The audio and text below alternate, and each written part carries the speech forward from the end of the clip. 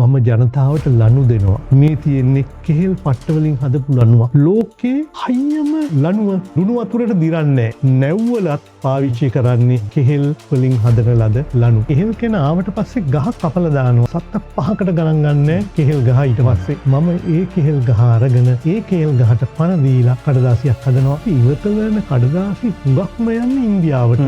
ඒක නිසා ඉවත වෙන කඩදාසි වල මිල වැඩි වෙලක් තියෙනවා. විද්‍යාඥයෝ හොයාගෙන තියෙනවා කඩදාසි ටොන් එකක් හදන්න මහා විශාල ගස් 17ක් කපන්න ඕන. කුරුල්ලන්ට ඉන්න ගස් නැති වෙනවා. ඒකට ජල මූලාශ්‍ර අඩු වෙලා යනවා. ඔක්කොමට වඩා වායු ගෝලයේ ඔක්සිජන් ප්‍රතිශතය අඩු වෙනවා ගස් කපනකොට. පරණ කඩදාසි වලින් අලුත් කඩදාසියක් හදනකොට අර එක ගහක්වත් කපන්න වෙන්නේ. අද කොච්චර වුණත් පේපර්ලස් කිව්වට කඩදාසිය අවශ්‍ය වෙනවා. උප්පැන්න සහතිකයටත් මරණ සහතිකයටත් මේ වැඩසටහන බලන ව්‍යවසායකයන්ටත් මේකෙන් දෙන්න හුඟක් කරුණු තියෙනවා. මේ හදලා තියෙන්නේ කෙහෙල් කඳෙන් යන්ත්‍රයකින් කරන දේවල් වගේ නෙමෙයි. ඉතින් කරන දෙයකට දිවාරය නොබලා වැඩ කරන්න වෙනවා. ඒක තමයි ලෝකේ හෑන්ඩ්මේඩ් දේවල් මැෂින් මේඩ් එකට වඩා මිල අධික වෙන්නේ.